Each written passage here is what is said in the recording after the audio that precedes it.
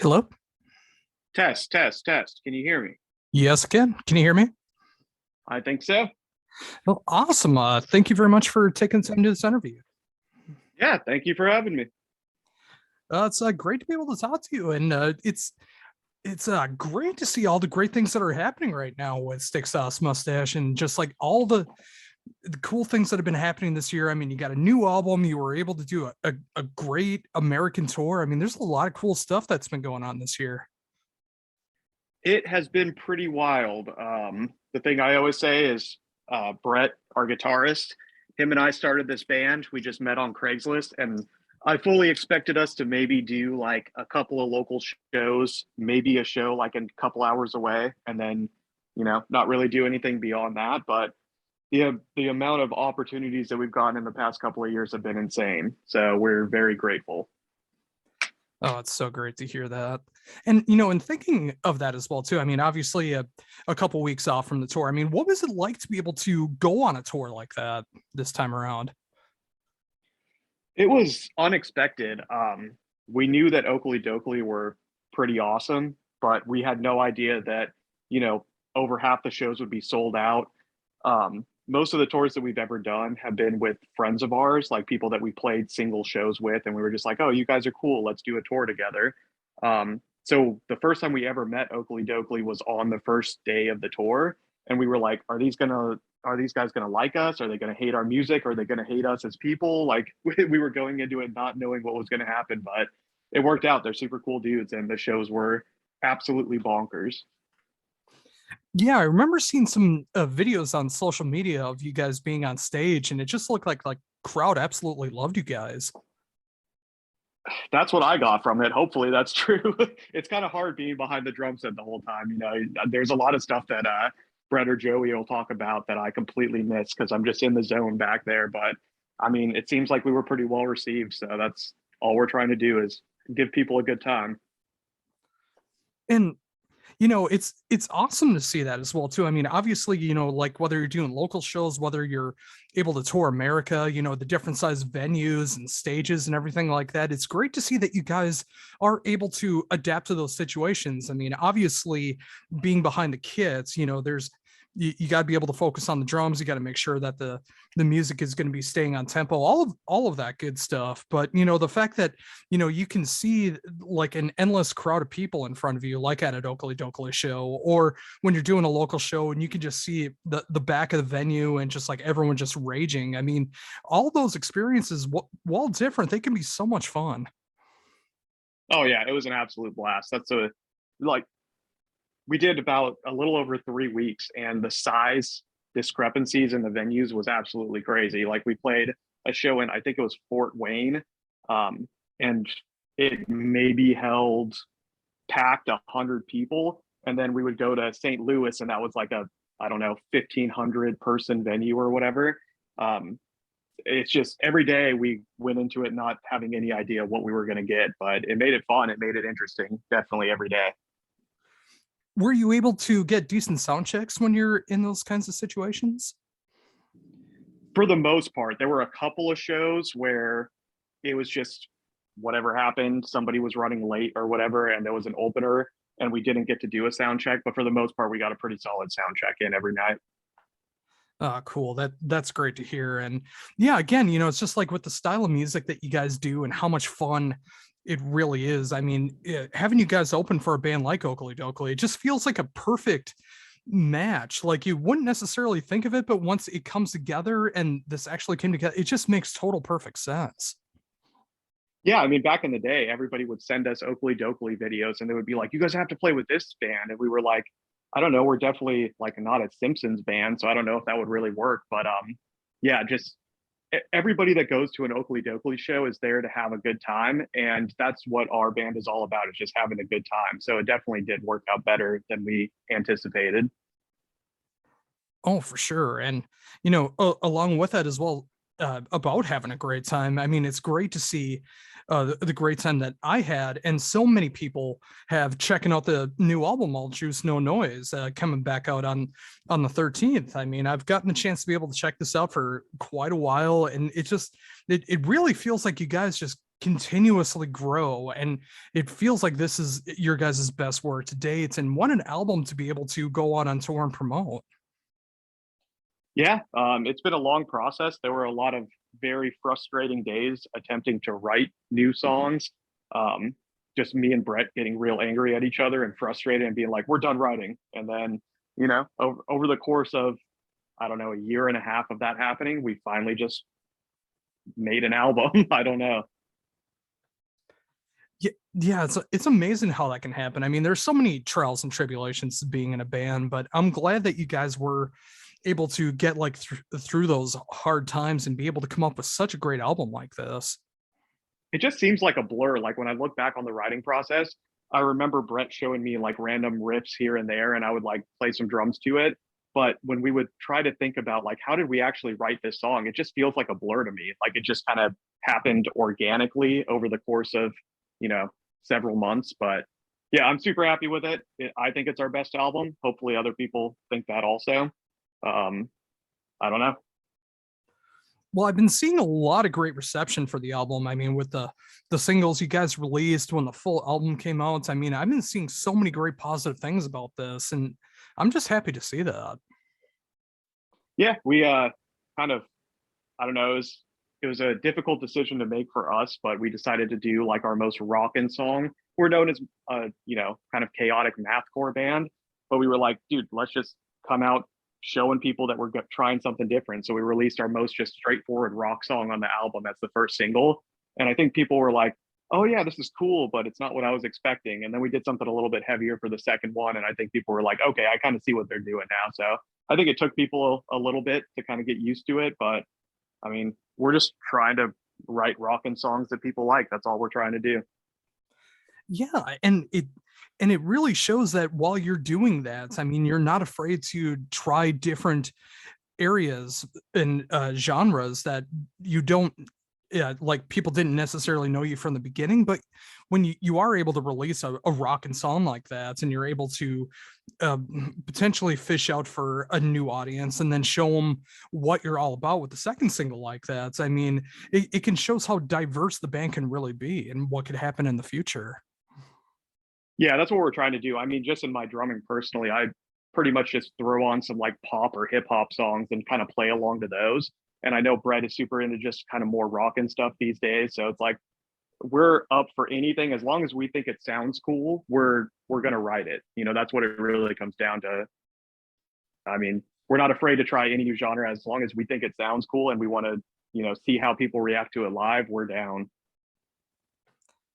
Yeah, and again, just like from the live video I was able to check out and stuff like that, I mean, when you were doing the new material compared to the old material, it fits together so well. I mean, when you get the set list going, it feels like all the songs just like fit together so well in the set list. Yeah, we try to keep all the songs as party as possible. Just keep it trucking forward. No downtime. No chance for people to catch their breath. Just keep the party going. Oh, that's so perfect. And and for anyone that's like discovering you for the first time, whether it's the Okkily Dokkily tour, whether it's checking out the new album, whether it's checking out this interview, I mean, the fact that you guys do write such fun music, I mean, whether it's the videos that you're showing off, whether it's the actual music or the album cover, I mean, the album cover alone just looks like it's so much fun, and you kind of know what you're getting into when you get into it, just kind of like this chaos, but it's fun at the same time. Yeah, so our bass player Joey, he does all of the artwork. Any cartoon stuff that we've ever released is pretty much his doing, and that's another thing that we were kind of frustrated about because we were like, the music sounds really chaotic. Like, what kind of album art can we do to capture that energy? And nothing was coming to us for a really long time. We had a few ideas, but we didn't really like any of them. And one day Joey was just like, "I drew this. What do you guys think of it?" And we were just like, "Dude, that's perfect. Like, let's just stick with that because it's just absolute chaos," and that's kind of what the album feels like to me. Oh, it's so perfect. And yeah, I mean, every time I look at the album cover, I'm able to discover something a little bit different on it. And I mean, there's a lot of layers to it in the midst of the chaos. And I think that's a perfect example for the music as well, too. I mean, it sounds so chaotic, but the more that you listen to it, the more that you're able to decipher everything that's going on and the more appreciation you can have for it. Yeah, I definitely got that vibe from the album art too, so he knocked it out of the park with that. And with that as well too, I love the fact that the inspiration for the album like works so well with the vinyl as well too. I mean, when you look at the different color variants, I mean, like every single one of them fits so well with the album. Yeah, that's all Mike Cadner, the drummer from Number 12 Looks Like You. He's in a ton of other bands. Definitely go check out everything he does. He runs Silent Pendulum Records, which is our record label. We had some vague ideas color wise and whatnot, and he kind of sent us some mock ups, and we absolutely loved them. So we went with those. And the one thing I can say is he actually came out to our New York show and he brought us a box of fresh vinyls because they were running late. And then we got to see them the first time with him opening the box in New York, and it was one of the coolest experiences ever. They looked 1,000 times better than even the mock-up looked. So that was really cool. We got to open it with him and all experience it for the first time together. Oh, yeah, that just had to be such a great experience. And Silent Pendulum, I mean, it is such a great record label, and it's great to see that you guys are a part of that. And he could see what you guys can deliver to the label. Well, yeah, we all met because so Number 12 Looks Like he was on tour, and they were playing a show in Portland. We got added to be the opener for that, and it was during one of the craziest snowstorms that Portland has gotten in the past decade or something like that. We lived in Southern Oregon about 4 hours away, so we didn't know that we were going to make it, but we just trucked on, went through the snow and everything. We get there, there's almost nobody there, obviously, because it's a crazy snowstorm, but we still put on the same kind of show that we do every single time, regardless of how many people are there. And Mike and DJ from Number 12 watched us and they were just like, you guys were fucking crazy. Like, we want to do something with you. We don't know what it is yet, but we want to, keep in contact with you. And it just kind of went from there. So that's one of those things. We almost turned around a couple of times once we started hitting the snow and went home. But if we had, everything in this band would be different. So you just kind of gotta do what you got to do sometimes. And look how it paid off being able to do that as well too. I mean, obviously the conditions are not what anyone wants to experience, especially for travel. And the size capacity for the show might not be what it could have been, but look at the connections you were able to make and everything that went forward. It just shows that if you really care about something and if you have that heart and passion behind it, you can keep moving forward and some amazing things can come from it. Yeah, exactly. That's one of our biggest takeaways from being in this band, and just advice that we give to other bands is some of the shows that we've gotten the biggest opportunities from were shows that a lot of bands wouldn't want to play, where there's like 5, 10, maybe if you're lucky 15 people there, but it's just about the right person seeing you in the right environment, and they're like, well, this show didn't work out, but we have these other contacts, let's make something happen. And it just kind of goes from there. Yeah, some of our best opportunities ever came from the worst shows that we've ever done. We just kept the same energy regardless of how many people were there, and they took notice. Oh, I love that. And that is so inspiring too, because all of us that have ever been in bands have played those shows where no one shows up, or just the other bands show up, or just the bartenders, or whatever the case is. But you can make such great connections out of it. You can look at it as just like being able to practice on a stage, or you can make those connections to make further shows. I mean, there's so many great things that can come from what could seemingly be bad experiences and make them turn out to be so great. Yeah, another one of the big shows, we played in a Chinese restaurant and there was a touring band that we were opening for. This is in our hometown of Southern Oregon, so there's not a big metal scene there. I mean, there are bands trying, and that's awesome. The shows keep getting better and better, but at the time, there was like nobody really interested in us at all. So it was pretty much just us playing to the bands. But one of the bands brought one of the big promoters that were up in Portland, and that's how we ended up getting the Number 12 show, which led us to be on Silent Pendulum.